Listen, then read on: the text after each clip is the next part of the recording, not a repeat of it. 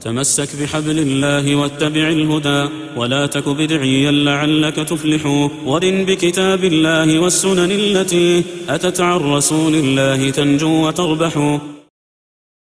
الحمد لله العلي العظيم، والصلاة والسلام على نبي الكريم وعلى آله وصحبه المتقين ومن اتبعهم بالإحسان إلى يوم الدين.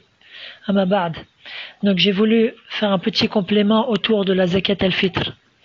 Après ce que j'ai posté, c'est-à-dire la fin de la khutbah où je parle de zakat al-fitr, j'ai voulu ajouter certains éléments brièvement qui me semblent très importants de savoir.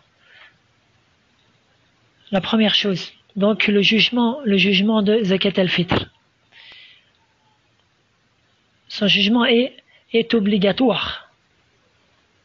Et ceci, selon la preuve du Coran, de la Sunna et de l'Ijma', c'est-à-dire le consensus. Dans le Coran, il y a la globalité de la parole d'Allah Tabarak wa Ta'ala. Wa aqimus salata wa atuz zakah. Et accomplissez la prière et donnez l'aumône. Et aussi il y a la parole d'Allah Ta'ala. قد أفلح من تزكى وذكر اسم ربه فصلى. قد أفلح من تزكى. Certes a réussi celui qui a donné la zakat. Et cette traduction-là revient à l'explication de Saïd al-Khudri, radiallahu anhu, Abi Saïd al-Khudri, qui a dit قد أفلح من تزكى, c'est-à-dire قد قال أعطى صدقة الفطر, celui qui a donné la zakat al-fitr. Et ceci est l'explication qui a été rapportée de Abu Aliya ibn Sirin et de Omar ibn Abdel Aziz, rahimahumullah. Ils font partie des plus prédécesseurs. Donc, telle est la preuve dans le Coran al-Karim. Et donc certains ont, que je finisse les deux versets, قد أفلح من تزكى وذكر اسم ربه فصلى. Donc certains plus prédécesseurs ont dit, et se rappelle le nom de son Seigneur, ceci lorsqu'il évoque Allah Ta'ala le jour de l'Aïd, notamment à travers les takbir, le fait de dire Allahu Akbar. Fasalla, sur cette explication-là, puis célèbre la prière de l'Aïd. La prière de l'Aïd. Donc voilà pour la preuve dans le Coran al-Karim. La preuve dans la sunna du prophète sallallahu alayhi wa sallam, est ce qu'a rapporté al-Bukhari et Muslim, d'après Ibn Omar radiallahu anhuma, قال فرض رسول الله صلى الله عليه وسلم زكاة الفطر صاعا من تمر أو صاعا من شعير على العبد والحر والذكر والأنثى والصغير والكبير من المسلمين وأمر بها أن تؤدى قبل خروج الناس إلى الصلاة. Donc le prophète Ibn Omar rapporte, le prophète sallallahu alayhi wa sallam a imposé, a rendu obligatoire l'aumône de la rupture du jeûne, un sa' de date ou un sa' d'orge pour le serviteur et l'homme libre, pour les hommes et les femmes, pour les vieux et les jeunes parmi les musulmans, et il a ordonné qu'elle soit donnée avant la sortie des gens pour la prière. Et al-Ijma', il a été rapporté par le consensus par Ibn al-Munziri rahimahullah qui dit Ajma'a kullu man nahfadhu anhu min ahli al-ilm ala anna sadaqat al-fitri fard.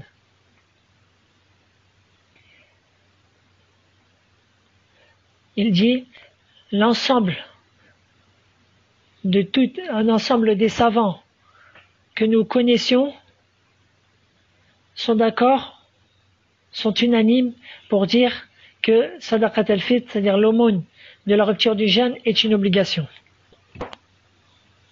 Maintenant, à qui elle est obligatoire exactement?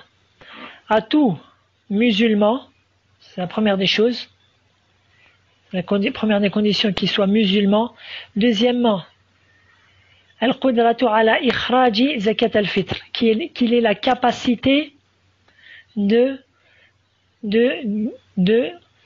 payer zakat al-fitr, de sortir l'aumône de la rupture du jeûne. Qu'est-ce que veut dire cela? C'est-à-dire que au-dessus, qu'il possède au-dessus de ses besoins à lui et à ceux à qui il lui est obligatoire de dépenser, alors il lui reste suffisamment de biens pour qu'il puisse donner zakat al-fitr. Je répète, c'est-à-dire qu'il possède pour lui et pour toute personne à qui il lui est obligatoire de dépenser le jour de l'Eid, il possède l'argent qui est au-dessus de cela, les biens qui sont au-dessus de cela, avec lesquels il va pouvoir acquérir zakat al-fitr ou la donner. Et zakat al-fitr, elle est donnée en nourriture comme on va le voir, et comme j'ai déjà cité. Donc voilà pour cela. Et la troisième condition, c'est que Aasha ghurub ash-shams akhir yawm al-Ramadan. C'est-à-dire qu'elle est obligatoire pour toute personne qui a, parmi les musulmans qui sont dans la capacité, qui a vécu, c'est-à-dire qui est en vie, au moment où se couche le soleil, le dernier jour du Ramadan. Le dernier jour du Ramadan, au moment du coucher de soleil, il est encore en vie. Alors, elle est obligatoire. Sort de cela toute personne qui est morte avant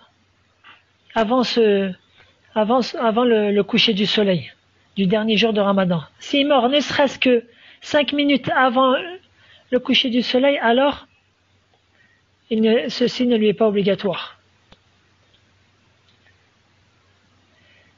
Et entre dedans, donc celui qui a bien compris, il est entre dedans, même celui qui meurt, ne serait-ce que 5 minutes après le coucher du soleil. Il est obligatoire. Quelqu'un va me dire comment il est obligatoire de donner cela alors que il est mort. C'est-à-dire il est obligatoire de le prendre de ses biens. C'est-à-dire s'il a laissé de la nourriture, on le prend directement de sa nourriture. S'il a laissé de l'argent, on prend cet argent pour acheter la nourriture avec. Donc voilà les conditions de l'obligation. Ensuite, il y a certaines fawaïd que j'ai pas citées dans la khutbah que j'aimerais citer rapidement, à savoir, là il y a donc la personne avant cela, donc elle donne, c'est celui qui a ces trois conditions là, elle donne la zakat. Pour qui? Pour lui et pour toute personne qui est sous sa tutelle, qui est sous sa responsabilité. Toute personne à qui il dépense, que ça soit sa femme, ses enfants, si c'est lui qui maintient en vie ses parents, qui dépense pour ses parents, alors il la donne aussi pour ses parents. Si par exemple il a adopté un orphelin, et c'est lui qui dépense pour cet orphelin-là, alors il sort la zakat al-fitr pour cet orphelin-là. Si il a une sœur qui est malade, ou qui est divorcée, ou qui n'a pas trouvé avec qui se marier ou autre, et c'est lui qui maintient en vie sa sœur, alors il sort la zakat al-fitr pour elle aussi. J'espère que cela est clair. Donc j'aimerais rajouter des petites fawaïd sur ceci, des petits points à retenir. Première chose, la yalzamu ar-rajulu إخراج زكاة الفطر عن زوجته التي لم يدخل بها لأنه لا تلزمه نفقتها.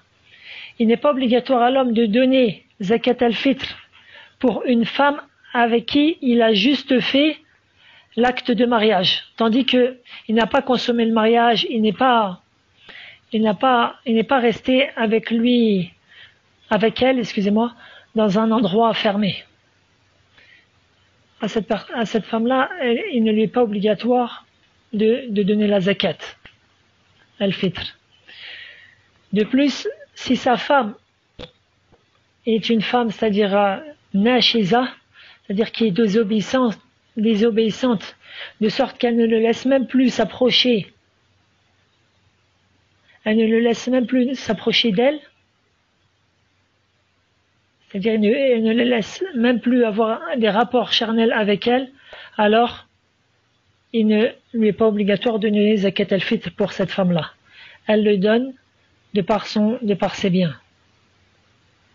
De plus, si la personne a une femme qui fait partie des gens du livre, ou si un de ses parents ou un de ses enfants, ou une des personnes à qui il dépense pour elle n'est pas musulmane, alors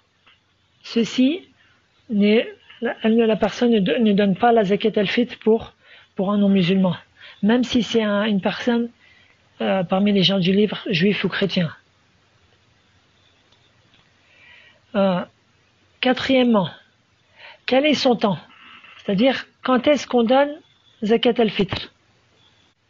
Le mieux est de la donner directement le jour de l'Aïd, après avoir prié salat subh. C'est la meilleure des choses à faire.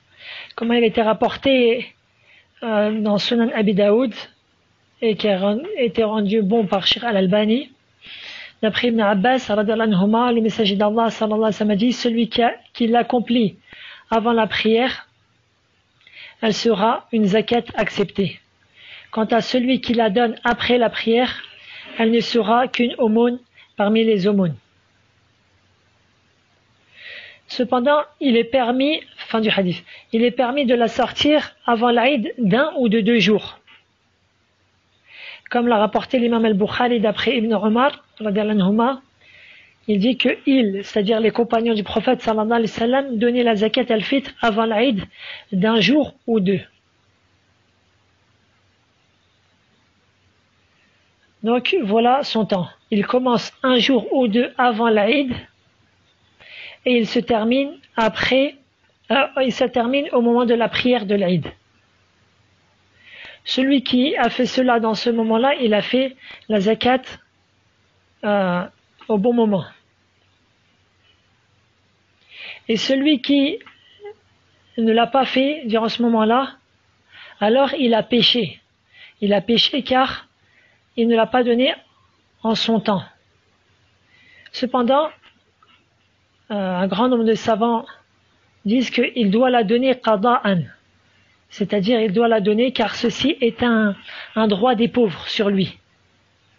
Il la donne et il doit se repentir. Il la donne en tant que qada, c'est-à-dire en tant que rattrapage. Il doit se repentir devant Allah Azza wa Jal du fait de l'avoir retardé de son temps. Maintenant, à qui l'a donné? À qui l'a donné? Le madhab de l'imam Malik, rahimahullah, et c'est la parole que Cheikh al-Islam Ibn Taymiyyah a choisie, et que on la donne à qui? Aux pauvres et aux nécessiteux.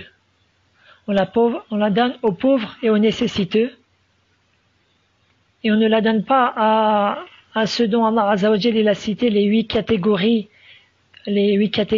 qui sont citées dans Surat Tawbah dans le verset Innama sadaqatu lil fuqara wal masakin jusqu'à la fin du verset. Non, juste aux 2 premières catégories. Elle a les indigents et les pauvres. Et la preuve en celle-ci est le hadith rapporté dans Sunan Abi Daoud et qui a été rendu bon par Sheikh al-Albani d'après Ibn Abbas radhiyallahu anhuma. Le messager d'Allah sallallahu alayhi wa sallam a imposé zakat al-fitr, l'aumône de la rupture du jeûne, afin de purifier le jeûneur des paroles futiles et indécentes. De même qu'elle est une nourriture pour les pauvres. Une nourriture pour les pauvres. Donc, dans ce hadith, il nous est explicité que ceci est pour les pauvres. Zakat al-fitr est pour les pauvres. Afin que le jour de l'Aïd, ils n'ont pas à mendier. Mais ils trouvent eux aussi la joie d'avoir de quoi manger.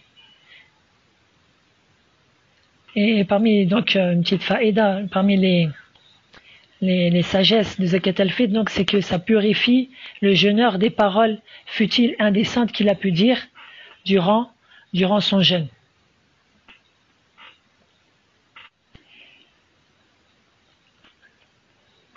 De plus, certains savants voient que Zakat al-Fitr, elle est proche de al-kafara, ce qu'on appelle al-kafarat, c'est-à-dire ce qui expie. Ce qui expie. Or, celui qui médite les expiations, elles sont données pour les pauvres. Que ce soit par exemple celui qui est malade d'une maladie incurable, alors il doit nourrir pour chaque jour un pauvre. De plus, celui qui a juré, de faire quelque chose par Allah, puis il ne l'a pas fait, il doit nourrir 10 pauvres il doit nourrir 10 pauvres. Et c'est ainsi que cette aumône-là, elle est proche, il le rapproche avec les expiations, et donc le madhab de l'imam Malik est que cette aumône est donnée à des pauvres parmi les musulmans.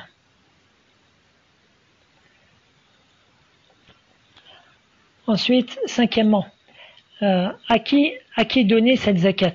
À qui il est interdit de la donner? À qui il est interdit de la donner? Avant cela, je fais une petite parenthèse. Bon, j'avais déjà dit dans la khutbah, mais celui qui a sa femme, elle est enceinte, celui dont sa femme est enceinte, alors il est conseillé de donner la zakat pour l'embryon. Car Uthman ibn Affan, le calife ben guidé radiallahu anhu, a fait cela. Tandis que si sa femme est une femme divorcée, c'est-à-dire divorcée, alors si elle est durant le délai d'aviduité, alors il la donne pour elle. Si elle est sortie du délai d'aviduité, de sorte que ce n'est plus sa femme, alors il ne la donne pas pour elle, plutôt elle la donne pour elle-même. Bref, sixièmement, à qui il est interdit de donner zakat al-fitr? Il est interdit de la donner à tous non-musulmans, comme vous avez pu citer dans le hadith, le prophète sallallahu alayhi wa sallam a notifié que ceci est pour les musulmans. De plus, il est interdit de la donner à quelqu'un qui est riche, et ceci entre deux catégories. Quelqu'un qui est riche, c'est-à-dire qui a de quoi vivre une année entière, soit directement il a de quoi vivre, dans le sens il a par exemple dans son compte Tambok assez de quoi vivre lui et sa famille durant une année entière, ou si sa vie, ce que ses moyens le permettent de vivre une année entière. C'est-à-dire que par exemple, il a un travail qui lui donne une paye mensuelle, et cette paye mensuelle lui est suffisant à lui et sa famille. Alors il est interdit de lui donner la zakat. De plus, il est interdit de la donner à quelqu'un qui est fort, c'est-à-dire qui est en capacité de travailler, et qui est en capacité de travailler et qui a la possibilité de travailler.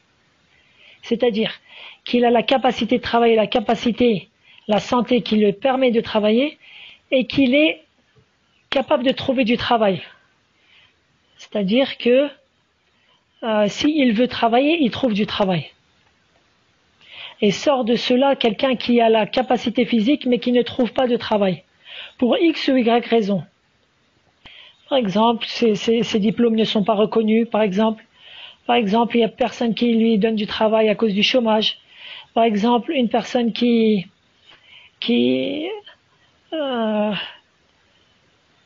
a cherché mais n'a pas trouvé de travail, alors lui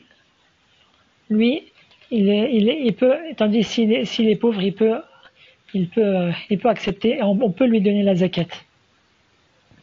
La preuve en est la parole du prophète sallallahu alayhi wa sallam dans le hadith, dans un long hadith, dans Sunan Abi Daoud, à la fin du hadith, le hadith est authentique.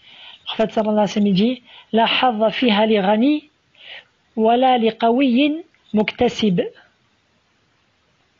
Aucune part de celle-ci, c'est-à-dire de l'aumône, pour un riche ou pour quelqu'un qui est fort et qui est capable de travailler. Donc voilà. Ensuite, il n'est pas permis de la donner à toute personne à qui il t'est obligatoire de dépenser, comme par exemple ce que j'ai cité, les donner à tes parents alors que c'est toi qui dépenses pour eux, à tes enfants, à ta femme, etc. Parmi ceux à qui il était obligé de dépenser. Ensuite, les savants ont divergé sur une chose, mais c'est pas important ici. Bref. Et il n'est pas permis aussi de la donner à Bani Hashim. Bani Hashim, c'est-à-dire la descendance du prophète sallallahu alayhi wa sallam. Pourquoi? Parce que la zakat, toute forme de zakat obligatoire leur a été interdite. Septièmement, comment donner cette zakat? C'est-à-dire, en quoi la donner?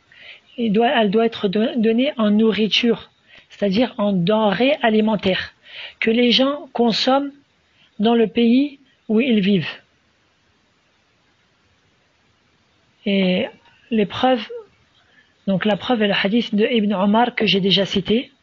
De plus, on peut citer le hadith de Abi Sa'id al-Khudri, qui se trouve aussi dans Sahih al-Bukhari et Muslim. Il dit, radiyallahu anhu, كنا نخرج زكاة الفطر صاعا من طعام أو صاعا من شعير أو صاعا من تمر أو صاعا من أقط أو صاعا من زبيب. Il dit, nous sortions l'aumône de la rupture du jeûne, un sa' de nourriture, ou un sa' d'orge, ou un sa' de date, ou un sa' de fromage. Al-aqit, c'est pas vraiment, c'est une sorte de fromage qui est rendu, c'est-à-dire qui est rendu sec. C'est pas, j'ai pas vraiment trouvé en français une traduction exacte, mais voilà, c'est quelque chose qui est très salé, qui est rendu sec, qui est très salé et qui est blanc. Ou un sa' de raisin sec. Fin du hadith. Et tous les hadiths du prophète sallallahu alayhi wa sallam, ils sont venus dans ce sens-là, que c'est en nourriture. Qu'est-ce qu'un sa'? Un sa' c'est arba'at amdad. 4 amdad. Donc 4 moud. Et qu'est-ce que le moud? C'est le fait qu'une personne de gabarit normal, lorsqu'il regroupe ses deux mains et prend quelque chose de ses deux mains en ouvrant ses deux mains. Ceci est un moud. Donc un sa' ça fait 4 poignées de main de nourriture. Ce qui équivaut à ce qui varie selon d'une denrée alimentaire à une autre. Mais en général, c'est entre 2,5 et 3 kilos de nourriture. Entre 2,5 et 3 kilos de nourriture. Et donc, voilà, donc les preuves maintenant que ceci doit être en denrée alimentaire, la première preuve et la plus importante, c'est que le prophète sallallahu alayhi wa sallam a légiféré cela comme cela, en denrée alimentaire. Et il a été cité dans les hadiths, les nourritures que consommaient les gens de Médine à cette époque-là.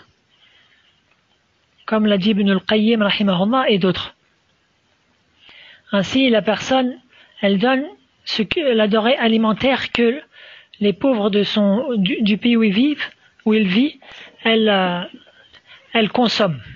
Elle consomme et et celles dont ils pourront tenir, ils pourront vivre avec. Donc voilà la première preuve, c'est que le prophète sallallahu alayhi wa sallam a légiféré cela ainsi. Allah Ta'ala dit وَمَا آتَاكُمُ الرَّسُولُ فَخُذُوهُ وَمَا نَهَاكُمْ عَنْهُ فَانْتَهُوا وَاتَّقُوا اللَّهَ إِنَّ اللَّهَ شَدِيدُ الْعِقَابِ.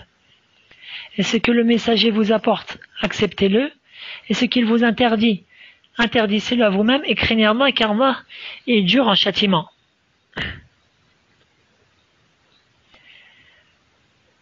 Maintenant, la deuxième preuve que je peux donner est que les 4 califes bien guidés, Al-Khulafa al-Rashidin, tous ont fait cela ainsi.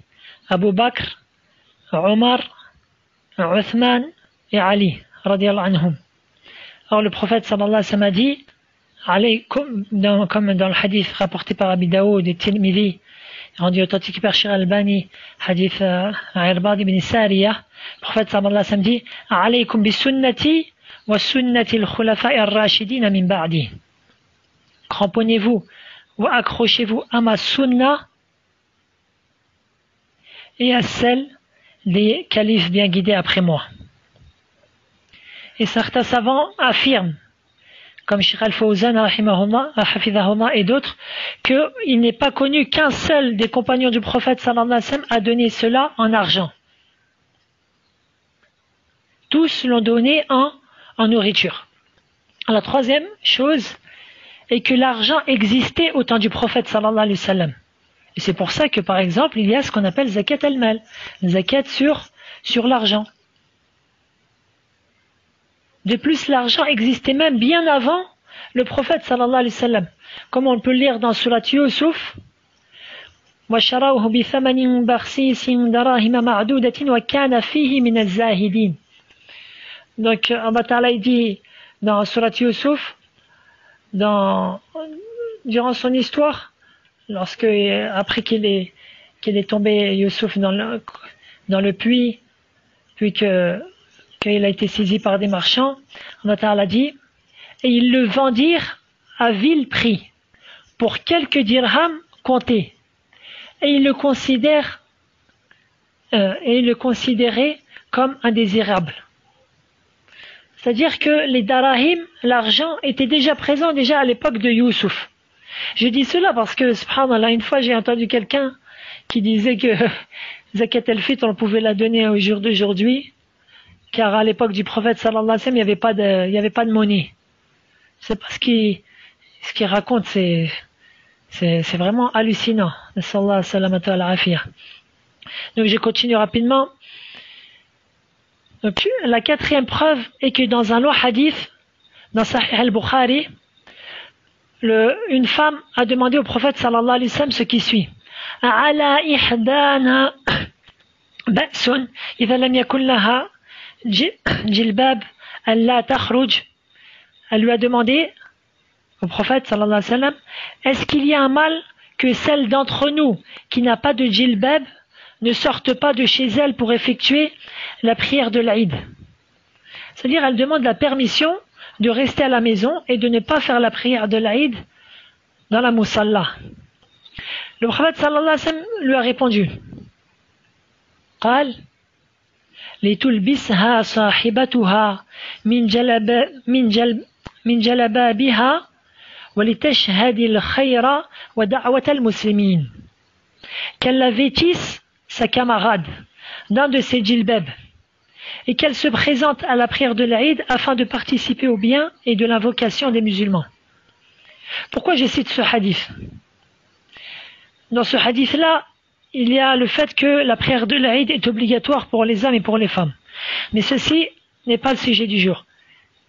Je cite cela car on voit que certaines femmes, au temps du prophète sallallahu alayhi wa sallam, étaient à un tel point, à un tel niveau de pauvreté, qu'elles ne possédaient même pas un djilbab pour sortir de leur maison. Or, le prophète sallallahu alayhi wa sallam n'a pas permis aux gens de donner la zakat en djilbab, par exemple, ou en argent. Il n'a pas dit, regardez, il y a des femmes qui ne possèdent même pas de quoi donner, elles ne possèdent même pas de quoi se vêtir d'un djilbab, alors donnez-leur un argent afin qu'elles s'achètent des vêtements. Non. Le prophète sallallahu alayhi wa sallam a dit qu'elle lui prête, une de ses camarades, une de ses compagnons, lui prête un de ses djilbabs et qu'elle participe à la prière de l'Aïd. Et je dis cela car beaucoup de gens ont ce prétexte-là. Ils disent oui, mais les gens ils aiment bien s'habiller correctement le jour de l'Aïd, ils aiment bien telle et telle chose, ils ont besoin de telle et telle chose, on va leur donner un argent. Est-ce que toi, tu es plus savant que le prophète sallallahu alayhi wa sallam?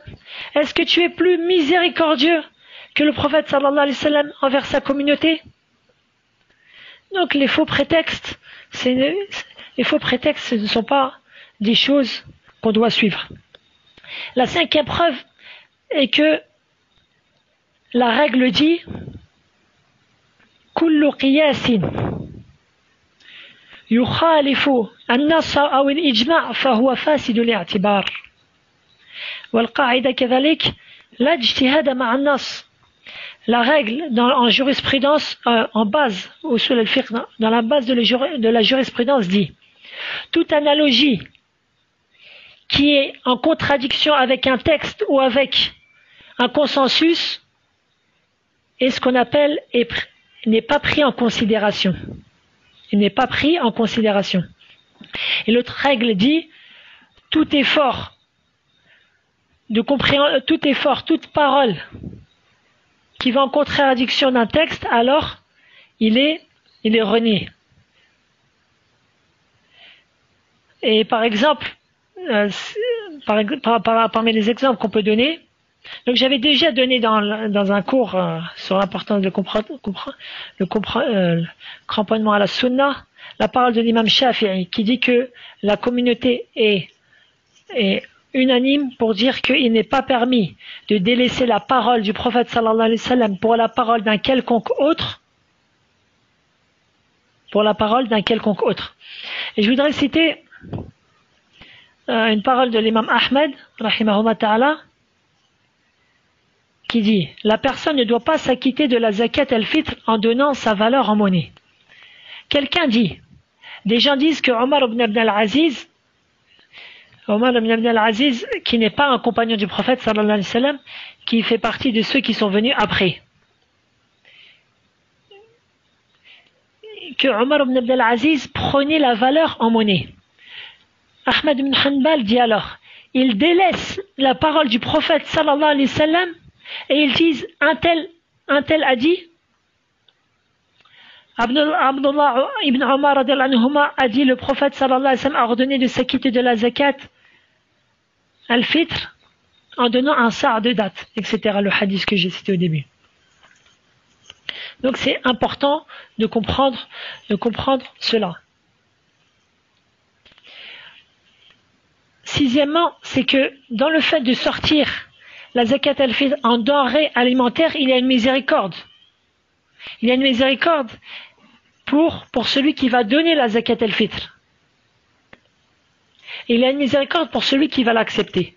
Il y a une miséricorde pour celui qui l'a donné car les denrées alimentaires ont des prix divers. Si tu prends par exemple 3 kilos de raisins secs, ceci va être plus cher que 3 kilos de riz. Or, certaines personnes, il se peut qu'il ne peut pas, il n'a pas les moyens de donner 3 kilos de raisins secs pour chaque membre de sa famille. Or, il a la capacité de donner 3 kilos de couscous, par exemple, ou de riz. Donc il y a une miséricorde pour celui qui va donner la zakat. Et il y a une miséricorde aussi pour celui qui va la recevoir. Car en général, celui qui reçoit cette nourriture-là, il va en faire profiter lui et sa famille.